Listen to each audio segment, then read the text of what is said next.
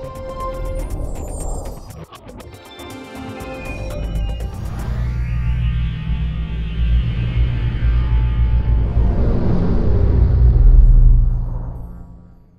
and welcome to official Xbox 360 Magazine's OXM Reports, and this week we have yet more exclusive details on the most hotly anticipated RPG of 2011, The Elder Scrolls V: Skyrim. I'm here with Bruce Nesmith, who is the lead designer on Skyrim. So what's your history with the Elder Scrolls series? I first started with Daggerfall. Bethesda Softworks hired me when Daggerfall was about halfway through, and I ended up doing an awful lot of work on Daggerfall, a lot of systems work, a lot of dungeon work, a lot of quest work. Saw that project through to the end.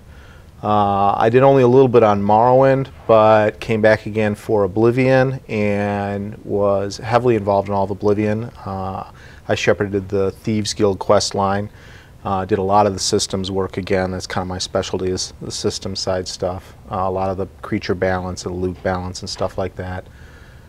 For Fallout, I did a lot of the same things. Once again, I was in charge of Rivet City and a lot of the loot balance and creature balance, and now I'm lead designer in Skyrim, which is a wonderful opportunity. Now, obviously there are a lot of fantasy RPGs out there. What do you think it is about the Elder Scrolls series that really captures people's imaginations? I think we do open world particularly well.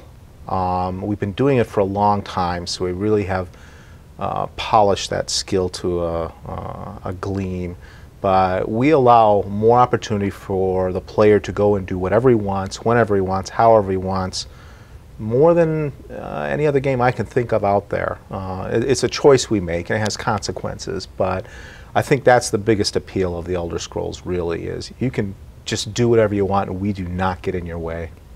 And tell me about the variety within the region, because a lot of people might assume that because it's all north it's going to be kind of just all snowy, but you guys have quite a lot of variety within the different regions. Oh yeah, that was one of the early things that the art director, Matt Carafano, very much wanted to get in there, was the idea that because you're in a northern climate does not mean you're constantly snowbound.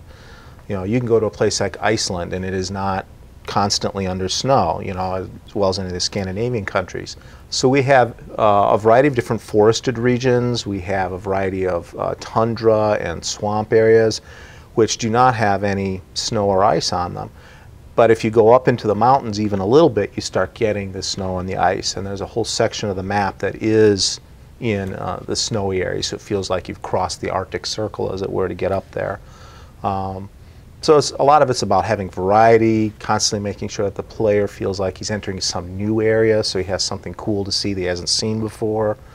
So we make sure to do a lot of that mixture, but you're rarely very far from a snowy place. One of the really interesting things about Oblivion was the DLC, Shivering Isles, which kind of felt like it was almost like Oblivion with the brakes off. It was a bit more wacky and a bit I worked more quite a bit on that, so yeah. Is there anything you took from that to go into Skyrim, or is it all going to be quite straight down the line? Oh, no. Every time we do another project, we add to our toolkit, both in terms of our skills as people and in terms of the kinds of things we can do. If you look at the Radiant Story stuff, you can see the beginnings of the gleam of it in Daggerfall. You know, Daggerfall had a random quest system.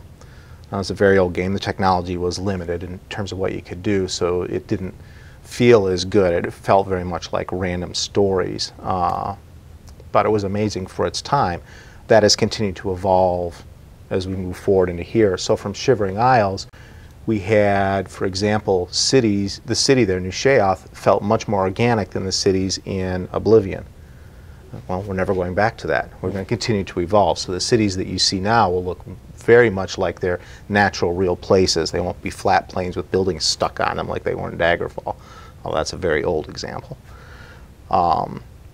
And the same thing with the packages, excuse me, not the packages, with the AI of the people in the towns. You'd see somebody juggling. You never saw anybody juggling in Oblivion. We added that in Shivering Isles. Well, now you're going to see all kinds of stuff in Skyrim because we continue to push that forward. It's like, wow, that's cool. Let's do more of that. So we're going to have more of other actors interacting with the world and doing things other than standing around waiting for you to talk to them. Obviously the Radiant Story thing offers a lot more flexibility in terms of the quest, but what kind of challenge was it to make sure that they don't always feel generic and like they're being conjured up by the AI system? I think it's part of human nature. It's definitely part of design nature that when someone gives you a new tool, your first reaction is, ooh, shiny, let me go do stuff with that. And you suddenly want to do everything with it. And that's usually a big mistake. And we made that mistake, quite frankly. And we tried to do everything with it. And we turned around and we looked at what we had made and we said, that part's cool, and that part isn't, and that part isn't. And we had to rip those out. So what we try to do now is understand that Radiant Story is a tool for us to use, and you use it in the right place. You don't use the scissors where you need a hammer, or vice versa. So with the Radiant Story, you don't say, I have to use Radiant Story. You say, I have to make this quest. I have to make a story that a player is going to play. Oh yeah, I can do this thing over here with the Radiant Story system, and that will make that story cooler. But you don't put the cart before the horse. For the exclusive details on Skyrim's groundbreaking Radiant Story feature, pick up the latest copy of RxM on shop shelves now.